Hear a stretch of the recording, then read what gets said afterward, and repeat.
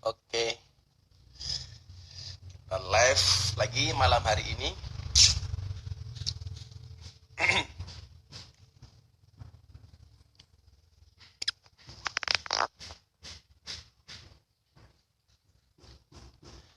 Assalamualaikum warahmatullahi wabarakatuh. Hamdan wa syukranillah, salatu wassalamu ala rasulillah Sayyidina wa maulana Muhammad ibni Abdillah, wala hawla wala quwata illa billah, amma ba'd. Sahabat Gus Miftah, baik yang Instagram maupun Facebook, kita mulai kajian kita malam hari ini dengan membaca doa Bismillahirrahmanirrahim. Raditu billahi rabba wa bil islami dina wa bi Muhammadin nabiyya wa rasulah ala hadiniyah wa ala kulli niyatin salihun liqadain wa qabul wal jamil barang wa ila jamil masyayikh ragi wal ulama al-fatihah. A'udzu billahi minasyaitonir rajim. Bismillahirrahmanirrahim. Alhamdulillahi rabbil alamin arrahmanir rahim maliki yaumiddin iyyaka na'budu wa iyyaka nasta'in ihdinas siratal mustaqim siratal ladzina an'amta 'alaihim. Hari ini kita akan mengkaji surat An-Nisa ayat 59 yang berkaitan dengan apa hukumnya mengikuti himbauan pemerintah. Karena hari ini kan kita sering mendengar himbauan pemerintah untuk stay di rumah dan masih ada yang ngeyel, tidak mau di rumah karena macam-macam alasannya. Tapi sebelumnya seperti biasa kita membaca ijazah guru kita Habib Lutfi supaya kita dijauhkan dari virus corona, kemudian dilanjutkan dengan ijazah Mbah Hasyim As'ari. Bismillahirrahmanirrahim. Allahumma sholli ala Sayyidina Muhammadin wa ala ali Sayyidina Muhammadin bi'adadi kulli da'in wa dawa'in. Allahumma sholli ala Sayyidina Muhammadin wa ala ali Sayyidina Muhammadin bi'adadi kulli da'in wa dawa'in. Allahumma sholli ala Sayyidina Muhammadin wa ala ali Sayyidina Muhammadin bi'adadi kulli da'in wa dawa'in. Dilanjutkan dengan amaliyah dari Mbah Hasyim As'ari. Li khamsatun utfi biha harral waba'il hatimah al-mustafa wal murtada wa ibnahuma wal fatimah. Li khamsatun utfi biha harral waba'il hatimah al-mustafa wal murtada wa ibnahuma wal fatimah. Li khamsatun utfi biha harral waba'il hatimah al-mustafa wal murtada wa ibnahuma wal fatimah. Li khamsatun utfi biha harral waba'il hatimah al-mustafa wal murtada wa ibnahuma wal fatimah. Allahumma shalli ala sayyidina Muhammad wa ala ali sayyidina Muhammad. Alhamdulillahi rabbil alamin. Allahumma ashrif 'anna al-ghala wal waba wal bala wad da'un wal quruna innaka ala kulli syai'in qadir wa la haula wa la quwwata illa billahil aliyyil azim ya dzal quwwatil matin ya arhamar rahimin walhamdulillahi rabbil alamin. Jadi begini. Hari ini kan kita sering mendengar himbauan pemerintah salah satunya adalah untuk stay di rumah, untuk DRS di rumah saja. Dan kemudian respon dari masyarakat itu macam-macam kan. Ada yang sami'na wa ata'na, ada yang sami'na mendengar tapi wa asoina dia tidak taat malah bermaksiat, artinya dia melanggar. Itu alasannya macam-macam kan. Dan saya bisa memahami itu alasan-alasan itu. Seperti karena kita harus bekerja sebagai punggung rumah tangga, kerja sehari habis sehari, tidak semua rakyat punya tabungan, tidak semua rakyat punya penghasilan, macam-macam lah pokoknya gitu ya. Sehingga kemudian ini menjadi dilematis ya. Kan saya petani, bah, kalau saya tidak macul ya saya tidak bisa makan. Bah, saya kan pengamen, kalau saya nggak kerja keluar rumah ya saya nggak bisa makan. Bah, saya pedagang asongan, bah, saya PKL dan lain sebagainya. Sekarang kita lihat bagaimana sebenarnya konteks mengikuti perintah dari ulil amri atau dari pemerintah. Dalam surat An-Nisa ayat 59, Allah Subhanahu wa taala berfirman. Dan hendaknya ini kemudian kalau membaca An-Nisa 59 ini harus dimulai dengan An-Nisa 58 ya, karena ayat ini berkaitan. Jadi yang mohon maaf Kita itu sering menafsirkan ayat, kadang-kadang hanya mengambil satu ayat itu, padahal biasanya ayat itu bertautan antara ayat sebelum dan sesudahnya. Maka paling tidak berani untuk menafsirkan Quran, karena saya memang bukan ahlinya. Beda kalau guru kita Gus Baha, itu memang beliau ahli Quran berjalan lah. Kalau saya sebenarnya kalau nggak kepepet banget, saya nggak akan itu. Tapi karena ini sering pertanyaan yang masuk ke saya, maka mari kita baca bersama-sama. Bismillahirrahmanirrahim.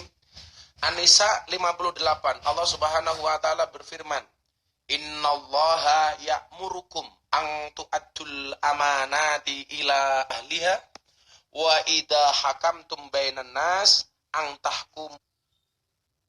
tahkumu bil adli. In bil adl an tahkumu bil adl. Innallaha ni'ma ya'idukum bih.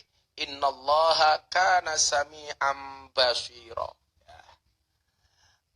Kemudian ayat 59 Allah Subhanahu wa taala melanjutkan, "Ya ayyuhalladzina amanu atiiullah wa atiiur rasul wa ulil amri minkum fa in tanaza'tum fi syai'in farudduhu ila Allahi war rasul in kuntum tu'minuna billahi wal yaumil akhir dzalika khairu wa ahsanu ta'wila." Kita baca keterangannya. Ini yang saya baca tafsir Al-Misbah yang ditulis oleh Profesor Dr. Quraisy Shihab. Guru kita bersama, mudah-mudahan Profesor Quraisy Shihab senantiasa dipanjangkan umurnya oleh Allah dalam kemaslahatan dan kemanfaatan. Karena beliau salah satu termasuk guru bangsa di Indonesia. Ya. Sesungguhnya Allah menyuruh kamu menyampaikan amanah-amanah kepada pemiliknya. Dan apabila menetapkan hukum di antara manusia, wah ini HP ini gambruk, wah nggak punya tripod, belum sempat beli, corona.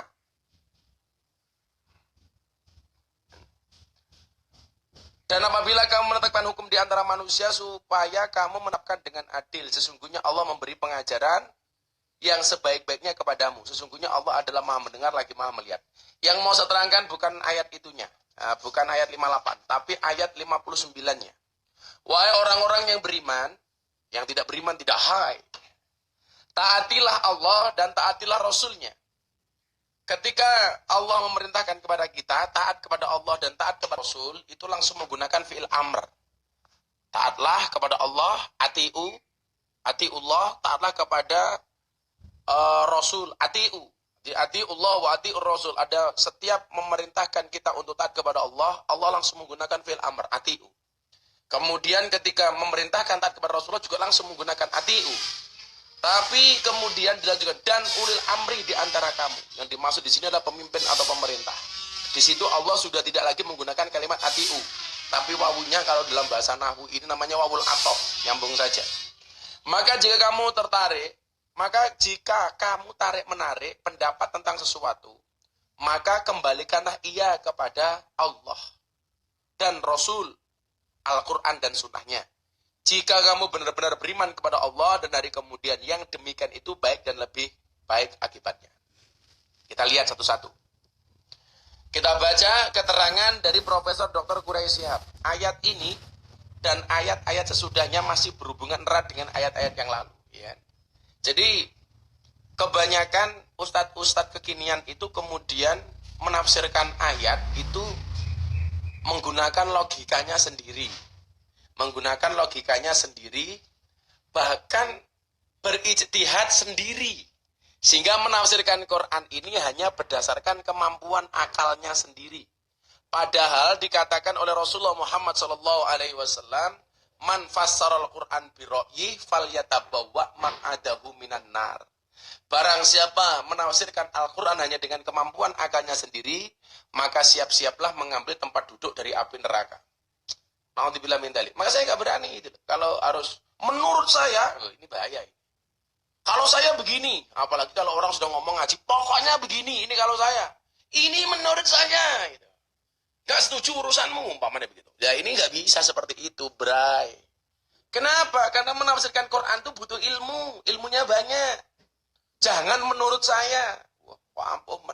Kalau kemudian kamu nafsirkan Al-Quran menurut saya, berarti seolah-olah keinginan Allah itu sama persis dengan keinginanmu.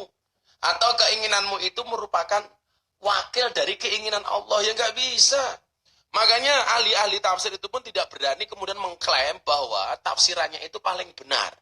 Jadi saya paling ngeri kalau kemudian ada orang, aku ustadz atau siapa itu, menurut saya, nggak setuju itu bukan urusan saya.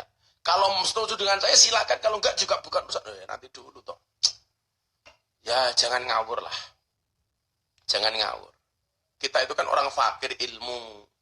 Jadi ya mendingan menggunakan pendapat-pendapat yang bisa dipertanggungjawabkan. Saya kemarin bilang, ikutlah ahli pendapat, bukan pendapat ikutlah pendapat yang ahli, bukan orang yang ahli berpendapat. Gitu ya. Jadi ini ngeri menurut saya. Kalau ini menurut saya harus begini. Waduh.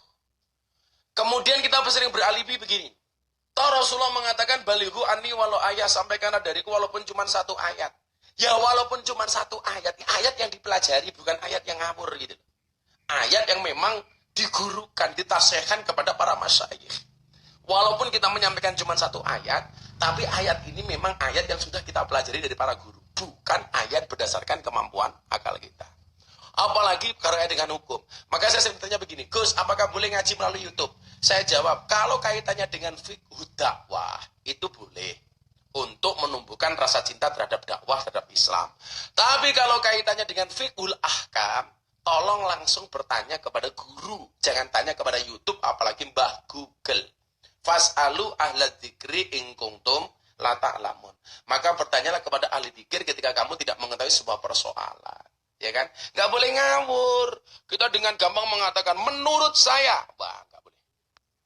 Itu namanya jaga sembung, makan nasi pinco. Nggak nyambung, cowok. Gitu kan? Ayat ini dan ayat-ayat sesudahnya masih berhubungan erat dengan ayat-ayat yang lalu. Mulai dari ayat yang memerintahkan untuk beribadah kepada Allah, tidak mempersekutukannya, serta berbakti kepada kedua orang tua, menganjurkan infak, dan lain-lain. Jadi, beliaunya ini sebelum menerangkan ayat 59 itu, maksudnya apa, tafsirnya apa? Beliau menggambarkan bahwa ayat ini masih berkaitan dengan ayat-ayat sebelumnya. Perintah-perintah itu mendorong manusia untuk menciptakan masyarakat yang adil dan makmur. Anggotanya tolong-menolong dan bantu-membantu. Ya kan? Maka ini waktu yang tepat untuk kita berbagi, gotong royong, bantu-membantu di saat bangsa ini kena musibah. Jangan egois, seolah-olah apa yang kita miliki itu benar-benar mutlak milik kita. Kita lupa bahwa kemudian Allah mengatakan wa mimma razaqnahum yunfiqun. Sebagian rizki yang Allah titipkan itu ada hak orang lain. Hati-hati ya. Saya sering mengatakan begini, orang itu kalau makan terus nggak ada yang keluar itu nggak sehat. Minum terus nggak ada yang keluar pasti nggak sehat. Artinya apa? Harta kalau masuk terus nggak ada yang keluar pasti juga nggak sehat. Saya sering mengkritik teman-teman seperti saya, para ustadz, para dai. Ustadz dan dai itu sering nerima amplop tapi lupa untuk ngamplopi. Saya ulangi, para ustadz itu terlena sering nerima amplop, para dai kayak saya itu lupa untuk ngamplopi. Maka namanya sebenarnya terima kasih. Apa itu terima kasih? Barang saya terima kembali saya kasih. Kalau terima masuk bank itu namanya terima bank. Terima masuk kantong itu namanya terima kantong. Maka terima kasih. Barang saya terima kembali saya kasih. Tolong menolong. Kemudian dilanjutkan lagi. Bantu. Tolong menolong, bantu membantu, taat kepada Allah dan Rasul serta tunduk kepada ulil amri. Sini masuk ke inti pembahasan. Menyelesaikan perselisihan berdasarkan nilai-nilai yang diajarkan oleh Al-Quran dan Sunnah. Dan lain-lain yang terlihat dengan jelas pada ayat ini dan ayat-ayat yang mendatang. Sampai pada perintah berjuang di jalan Allah. Demikian hubungan ayat-ayat ini secara umum. Ini masih beliau sampaikan secara umum ya. Masih Profesor Dr. Quresyap sampaikan secara umum. Jadi saya ini pun sebenarnya takut ini buka tafsir ini. Saya takut tidak sesuai dengan apa yang dikehendaki oleh mufassir. Tapi ya mudah-mudahan dimaafkan dan dimaafkan. Secara khusus dapat dikatakan Bahwa setelah ayat yang lalu memerintahkan untuk menetapkan hukum dengan adil, ayat di atas memerintahkan kaum mukminin agar menaati peraturan hukum, putusan hukum dari siapapun yang berwenang menetapkan hukum. Kalau konteksnya di Indonesia yang berwenang ya pemerintah itu. Maka kan kita sering membagi pemerintah itu dalam yudikatif, legislatif, eksekutif. Eksekutif itu kepemerintahan, presiden dan bawahannya. Kemudian legislatif itu DPR, MPR, DPD hari ini. Dan yudikatif tentunya adalah lembaga-lembaga hukum. Lembaga-lembaga hukum. Secara berurut dinyatakannya, wahai orang-orang yang beriman, taatilah Allah dalam perintah-perintahnya yang tercantum dalam Al-Quran. Jadi, taraktu fikum amraini in tamassaktum bihima lang tadillu bihi abadan. Berpegang teguhlah kamu kepada dua hal, maka kamu tidak akan pernah tersesat. Apa itu? Nomor satu adalah kitab Allah. Kitab Allah, Al-Quran. Jadi ini mutlak. Secara berurut dinyatakan, wahai orang-orang yang beriman, taatlah kepada Allah itu mutlak dengan perintah-perintahnya. Artinya apa? Taat kepada Allah itu sudah tidak ada tarik ulur. Tidak ada tawar-menawar. Ya mutlak. Allah bilang ya, enggak. Allah bilang oke, no. Jangan Allah bilang oke, kamu bilang tidak. Itu namanya tidak taat. Maka kita mengenal istilah takwa. Apa itu? Imtisalu awamirillah wajtinabun nawahi. Melaksanakan perintah, meninggalkan larangan. Jadi kalau Allah perintah, ya lakukan, larang jangan. Maka amar ma'ruf nahi mungkar. Yang terjadi sekarang adalah yang paling banyak amar ma'ruf nyambi mungkar. Amar dilakoni, mungkar ya dilakoni. STMJ, soalnya terus maksiatnya jalan. Kemudian taatilah Rasulnya, yakni Muhammad SAW dengan segala sunah-sunahnya. Dalam segala macam perintahnya, baik perintah melakukan sesuatu maupun perintah untuk tidak melakukannya. Sebagaimana tercantum dalam sunahnya yang sahih dan diperkenankan juga perintah ulil amri. Siapa itu ulil amri ya? Tema kita malam hari ini fokus kepada ulil amri ya. Yakni yang berwenang menangani urusan-urusan kamu selama mereka merupakan bagian di antara kamu, wahai orang-orang mukmin. Dan selama perintahnya tidak bertentangan dengan perintah Allah dan perintah Rasulnya. Jadi kita itu wajib taat kepada pemimpin selama pemimpin ini juga taat kepada Allah dan Rasulnya. Dan saya melihat pemimpin kita Indonesia hari ini itu insya Allah taat juga kepada Allah dan Rasulnya. Apalagi wakil presidennya seorang kiai besar, ketua MUI, Rois Am PBNU. Lah maka sekarang kemudian hari ini saya jadi heran, kok begitu gampangnya kita mencaci pemimpin kita. Kita nggak punya kebanggaan terhadap pemimpin kita. Bahkan dulu dicaci maki Pak Kiai Ma'ruf sudah tua bangka menyalon wakil presiden dan lain sebagainya. Kok dengan mudahnya kita mengatakan itu ya? Harusnya kita bangga dong punya pemimpin, wakil presiden kiai, presidennya jujur, yang beriman kepada Allah dan Rasulnya, tidak bertentangan dengan Allah dan Rasulnya. Bahkan lebih ngenes lagi hari ini, begitu Ibu Noto, almarhum Ibu Noto, ibundanya Pak Jokowi ini meninggal dunia. Ya Allah, saya melihat di media sosial, masih banyak orang yang mencaci maki, tidak hanya Pak Jokowi, tapi juga ibunya yang sudah meninggal, itu masih dicaci maki. Ini kan gak nalar gitu loh. Orang sudah meninggal, masih dicaci maki. Tidak melihat kebaikan-kebaikan dari Ibu Noto. Saya pikir beliau termasuk orang yang luar biasa ya, karena dari rahimnya muncul seorang pemimpin bangsa. Ini tidak semua orang bisa, bro. Begitu meninggal, dicaci maki. Ibunya meninggal, kapan anaknya yang pelongo-pelongo ikut meninggal? Ya Allah, kok kamu tega banget sih ngatain orang? Boleh dilihat kebaikannya gitu. Bahkan kemarin saya merinding ketika membaca media online yang mengatakan begitu Ibu Noto itu mau meninggal, yang diingat-ingat cuma salatnya yang terakhir, kemudian berwasiat supaya harta yang masih dimilikinya untuk diwakafkan ke masjid. Ini kan luar biasa, gitu masih kamu maki, masih kamu caci. Masih banyak orang bersutut, itu ibunya sendiri apa ibu angkat. Mau kalian apa sih gitu? Jangan kemudian Anda mengatakan Gus Miftah Jokower. Oh nanti dulu, saya memang memilih.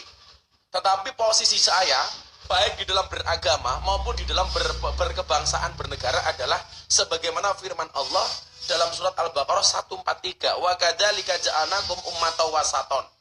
Jadi umat yang tengah-tengah. Apa bedanya wasaton dengan wastun? Kalau wasaton itu, wasat itu tengah pas. Jadi kalau ini seperti ini, wasat itu pas tengah-tengah.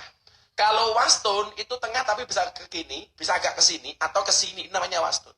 Lah ini wasat, pas tengah-tengah. Artinya apa? Kalau saya berprinsip dalam bernegara ini seperti yang disampaikan oleh Allah dalam An-Nisa 59 ini. Selama pemimpin kita ini taat kepada Allah dan Rasulnya, ya kan? Beriman kepada Allah dan Rasulnya, maka wajib bagi saya taat untuk pemimpin-pemimpin kita ini. Dan saya hakul yakin, apalagi pemimpin kita ini seorang kiai, salah satunya, wakil presidennya. Tapi kalau kemudian pemimpinnya ini agak gimana? Faruduhu ilallah wa rasul. Kembalikan urusan itu kepada Allah dan Rasulnya. Artinya apa? Kemudian Al-Quran mengatakan watawassaw bil haq watawassaw bis sabr. Kita boleh mengkritisi dengan cara yang baik, bukan dengan cara yang kasar. Contoh begini, dalam kategori lain, dalam kasus lain, Harun ar-Rasyid itu seorang khalifah besar. Satu ketika ada ulama yang agak keras menasehati Harun ar-Rasyid. Dia mengatakan apa? Wahai khalifah, ini nasihun lak. Saya akan menasihati Anda. Famusaddidun alaika, tapi mohon maaf, nasihat saya agak keras. Fala tajidanna fi nafsika alayya syai'an. Tolong Anda jangan marah dengan saya. Apa jawaban Harun ar-Rasyid waktu itu? Innallaha ta'ala qad arsala man huwa khairum minka. Sesungguhnya Allah pernah mengutus orang yang lebih baik daripada Anda. Siapa? Harun dan Musa. Ilaman huwa syarrum minni. Kepada orang yang lebih jelek dibandingkan saya, kata Harun ar-Rasyid. Siapa yang dimaksud? Fir'aun. Ketika kemudian Allah memerintahkan Harun dan Musa untuk menasihati Fir'aun, apa bahasa Allah kepada Harun dan Musa? Faqula lahu qawlan layyina. Sampaikanlah, berkatalah kamu kepada Fir'aun dengan bahasa yang lembut. Coba. Ini Fir'aun loh, kelasnya Fir'aun loh. Kita nggak boleh ngomong kasar. Harun dan Musa nggak boleh loh ngomong kasar. Ini sekarang kita punya pemimpin seperti ini, dipisu-pisu sak kemenge itu loh. Seolah-olah Pak Jokowi itu lebih jelek daripada Fir'aun. Seolah-olah Pak Kiai Ma'ruf itu lebih jelek daripada Fir'aun. Ya kan nggak mungkin. Kiai Ma'ruf loh, buyutnya Syekh Nawawi Al-Bantani loh, masih kamu caci maki. Kan? Masih kamu hina gitu. Kalau kemudian kita sebagai warga bangsa tidak bangga dengan pemimpinnya, siapa yang mau bangga dengan pemimpin kita? Coba kamu pikir, siapa lagi yang mau bangga? Artinya apa? Kalau kemudian hari ini pemimpin memutuskan seperti itu, ya sudah, kita manut dengan bahasa pemimpin.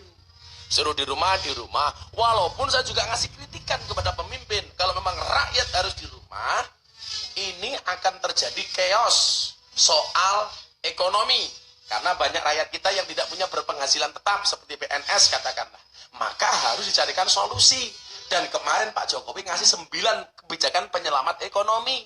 Salah satunya apa? Memberikan bantuan langsung kepada orang-orang yang tidak berpunya atau penghasilan tidak tetap. Walaupun barangkali hari ini aplikasinya belum sampai bawah. Contoh termasuk cicilan, motor, dan lain sebagainya. Itu belum sampai bawah. Karena justru ini debt collector